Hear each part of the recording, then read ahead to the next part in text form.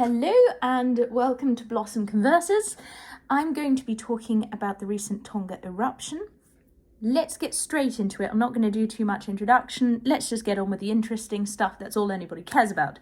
So the Tonga Trench, which is a submarine trench, sub meaning under, marine meaning the sea or the ocean. So under the ocean trench, under the South Pacific Ocean. It's a trench of 850 miles in length, and I'll explain how this trench works in a bit, don't worry about that. On the eastern boundary of the Tonga Ridge, we're actually going to look at the northern half, which is the Tonga Kermadec Arc, or Kermadec Arc, and that's on the Pacific floor. So let's get right into a subduction zone, which is what this trench is. We've got a lovely, thick and less dense continental plate. And it is crashing into an oceanic plate, which is thinner and more dense. Now, this oceanic plate is going to subduct. When it subducts, as you can see, I'm drawing here, the oceanic plate actually subducts and melts into the mantle. Charming, isn't it? But problem with this is it causes a higher pressure in the magma chamber. Oh, there we go.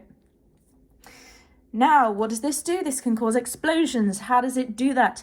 Well, the magma that's under pressure finds a weakness in one of the plates, usually the continental plate, and that's forced open by that magma under pressure, and it results in a volcanic eruption, and usually a very explosive one. So let's have a look at what The Guardian says about this eruption. Now you can see here, a huge ash plume. I believe it was about 5 kilometers wide. But we've got a lovely map here. Now you can see Japan is to the north. To the west, well, northwest, we've got the US. And here's the Hunga Tonga Ha'Apai volcano, which is just north of New Zealand, east of Australia. And there you go, the northwest, there's the US. And you just saw South America as well. I'm speeding along here. So it rises 114 meters above sea level, the Hunga Tonga Ha'Apai volcano, and it's been active since an early eruption on the 20th of December. Actually, it had a smaller eruption up until January, and now it's being explosive, should I say, which is very strange. Usually the first eruption is explosive, then the second one much more calm, but it looks like there may have been an earthquake associated with this, which has caused this sudden scream of pressure. So you can see here there are two islands left and right, and the volcanic eruptions that have been happening have actually joined these two islands. As we'll see later on, this is actually not one of the main vents or even the caldera of this particular volcano, but it's a vent nonetheless. And bloody hell, it makes itself known.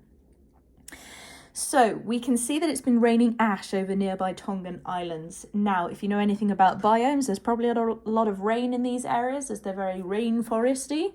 And so that's likely to cause lahars, which is where ash and water mixes and makes things very slippy. Not very nice, but people are quite used to it here. I have to say, perhaps no one on Earth is more prepared for this kind of thing to happen. That's a beautiful video of the ash cloud. It's going very fast, isn't it?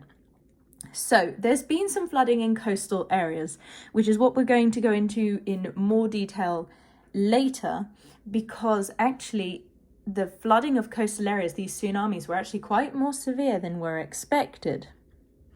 So we have reports of darkness blanketing the sky, but I don't think this ash cloud is enough to cause a global volcanic winter or anything like that. It's just those nearby areas, and you can see that there are shock waves. Oh, fuck!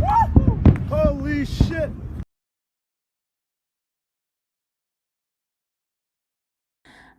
It's very, very powerful.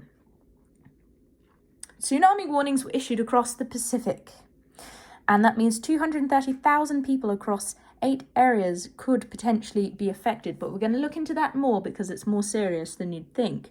This volcanic eruption actually generated the tsunami along with an earthquake, which means the both of them worked together to make this tsunami move faster than expected. At the Smithsonian Institution, it's actually a museum of natural science, etc., You can see a little bit more about the geography of this volcano, and I really encourage you to just search through this web page, really get an understanding of how things work and get an idea of the locations of different things. So you can see Australia and New Zealand there with Tonga. You can see the main caldera is the little volcano emoji, and then that red circle is this vent that's been closing up these two islands and making the one single landmass, and that's what's been going off explosively. Very interesting, about 3 kilometers from where you'd expect it to be, roughly about 2.8 or whatever. So perhaps not so expected. Beautiful footage, of course, and there's a lot more information just generally about geographical features that you can find there, but I'm not going to talk about that now because the really interesting bit is what's happening with the tsunami models underestimating the shockwave from the Tonga eruption. This is really something. So Japan and Peru were actually affected thousands of kilometers away, and the models of warning systems, which are there to assess earthquake-triggered waves, didn't understand or calculate the boosting effects of the actual volcanic shockwaves. They only accounted for the earthquake shockwaves and tsunami. This means that it was terrible for distant shorelines, and it meant that the tsunamis arrived much quicker than they should have done to each place and travelled further. This eruption triggered a tsunami that destroyed villages and resorts and knocked out communications for South Pacific nations of about 105,000 people. 3 people have been reported killed. That is a small level disaster, but 3 people in a humanitarian sense is 3 too many. Tongans were well equipped to deal with the tsunami. They've seen this all before. They've had their tsunami drills, which is a bit like if you go to school and you have a fire drill or an earthquake drill. They've seen it before, but in Peru, there was a lack of accurate information, which may have contributed to the death of 2 people who drowned in unusually high waves, as well as it causing an oil spill from a ship near La Pampilla. So we need to reevaluate tsunami hazards for other volcanoes around the world, because we need to assess if this happened somewhere else in a bigger style, could it be more dangerous? And that's true. It looks like Kikum-Jenny, which is an underwater volcano, they thought could only ever affect tsunami risks for Grenada, but in fact it could well cause problems for the entire Caribbean, Gulf of Mexico, Atlantic and global oceans if a Tonga-type eruption were to happen there. And that's a really scary consideration that we've never worried about this before, because usually earthquakes are the main cause of tsunamis. This is really interesting, an earthquake and a volcano causing a tsunami together. So these are really rare. The last or largest ever recorded of this kind of eruption causing a tsunami was the 1883 eruption of Krakatoa. And it seems that prior to the 2018 tsunami that followed the eruption of Anak Krakatoa, son of Krakatoa, because Krakatoa blew itself out of the ground, a tsunami set off by a volcano had not happened in the ocean for more than a century. A century is 100 years. 90% of tsunamis are caused by earthquakes. So, if we look at gauging earthquake magnitudes, we usually don't assume they're going to create a really serious tsunami unless they're above 7.5 on the Richter scale. If you have ever felt a 7.5 earthquake, you know about it. It's really, really something big. But this volcanic eruption, on top of it, now that could be very powerful. Surface boys. Yes, I've just noticed that that's written there. So when it's talking about irregular changes in the ocean's height and the wave heights, they're using buoys, and they don't mean men, they mean big floating devices in the ocean that we attach measuring equipment to. So people have been warned of dangerous waves within 1,000 kilometers of the Tonga eruption.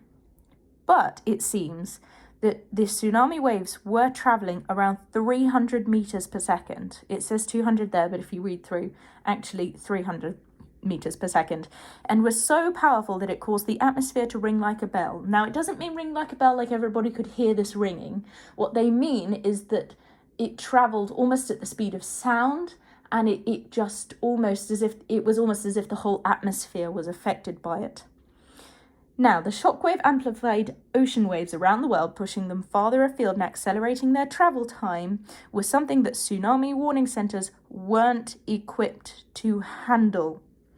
This is something really serious, and I think now we're going to have to really consider how we measure volcanic eruptions and their effects on subsequent tsunamis over the next little while. It's going to take a while for us to get the hang of it, I think.